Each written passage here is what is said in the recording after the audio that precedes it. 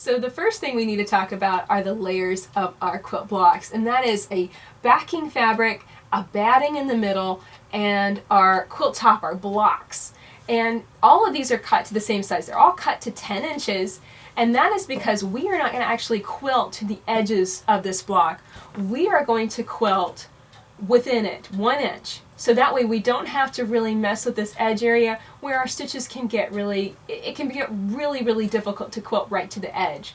So everything's going to get cut to the exact same size. And here's a cool tip. Instead of cutting yardage, you can always pick up a pack of layer cake squares. That's a possibility for this instead.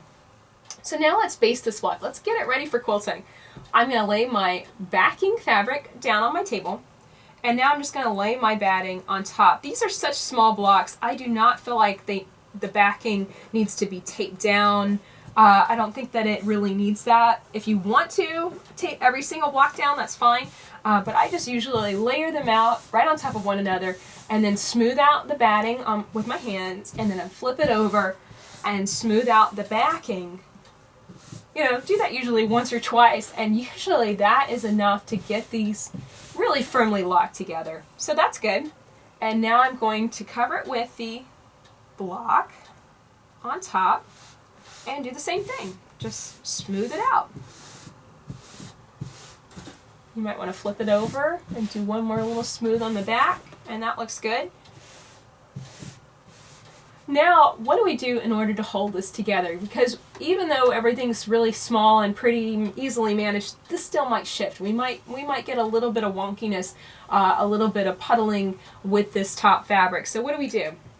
Well, you can use safety pens. You could spray starch these layers together. Really, it's whatever your favorite method. My favorite method is straight pens and pen moors. And so this is a long clover flower head pen.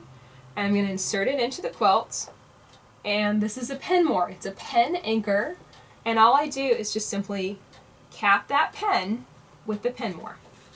So I'll do that again over here, insert the pen, bring it up, and what I do to prep these, the straight pens are of course straight when they come out of the package. I just give them a little bend, and that makes them go into the quilt easily and come up really easily. And then you just cap it with a pen moor. The reason I use the pen moors and straight pens instead of safety pens is because these are so much easier on my hands. Inserting lots of safety pens can get really hard on my hands, and taking these out while I'm quilting is a lot easier too. All I have to do is just tug on the pen and the pen moor pops off. That's much easier to manage while I'm free motion quilting than a safety pen. So that's the method I'm going to be using to layer all of my blocks and get them basted and ready to go for quilting. But there's a few things we need to think about as we're, deciding to baste and getting ready to baste, and that is our backing fabric and our batting. Let's talk about batting first, because this is really important. Here is the batting that I'm going to be using. This is Quilter's Dream Poly, and this is stitched out. This is our second quilting design of the year. It's grid lines, and a lot of times people will look at my designs and say that's just way too dense for a bed quilt. And I really want to encourage you to just go with it.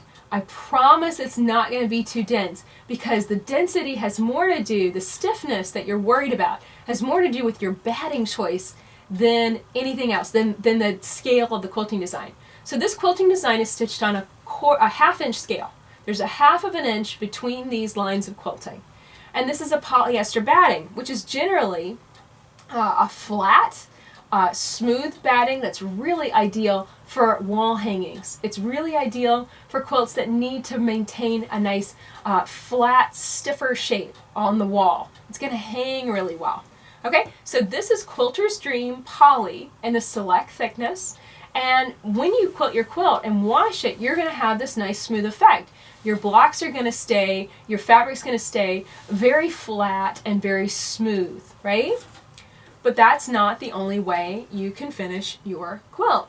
This is Quilter's Dream Cotton, and it has shrink to it. And notice how much softer this feels. I wish I could send it through the computer so you could feel it. It's so much softer and cushier. If you're wanting to make a bed quilt or a throw with the building blocks quilt along, then you want to use a cotton batting. This is the same thickness. It's the Select. It's Quilter's Dream cotton in the Select thickness. This is Quilter's Dream poly in the Select thickness. So they're the same thickness, but you get a totally different effect, and the reason is the shrink and the cotton batting.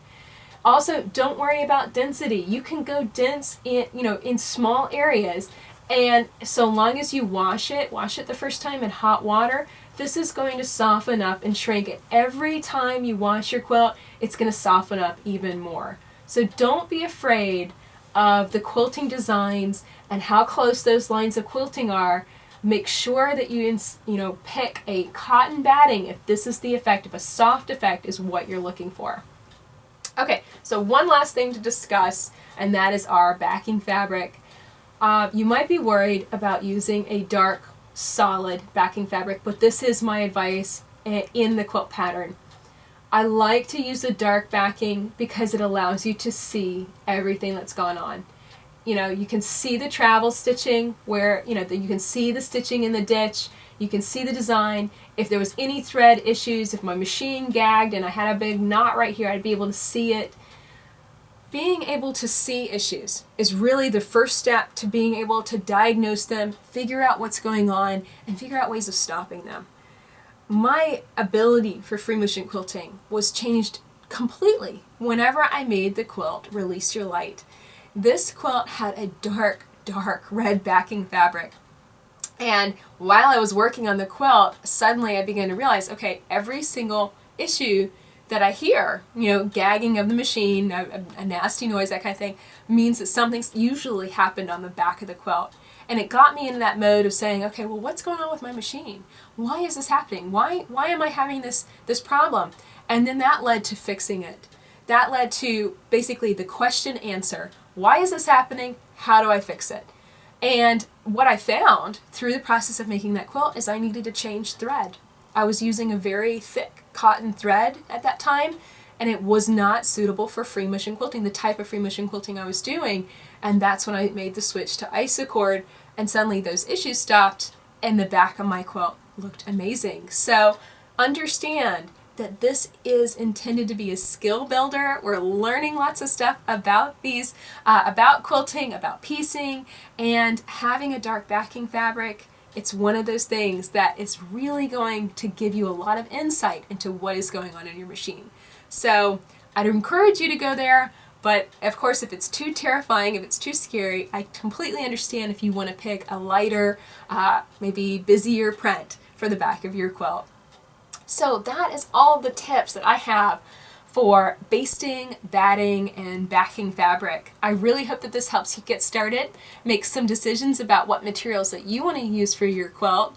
Remember, some of these designs that you'll see within the building blocks quilt pattern, they might look a little dense to you. Those lines of quilting might be a little close. But there's two things that you can do. Number one, use a cotton batting. You're going to have a soft quilt no matter what. And the second thing is, you don't necessarily have to mark and quilt on every single line that I've drawn. If you don't like something, don't mark it, don't quilt it. It's as easy as that. So I hope that you have enjoyed this video. Definitely join me for the Building Blocks Quilt Along. Pick up your copy of the Building Blocks Quilt Pattern at leahday.com. Until next time, let's go quilt.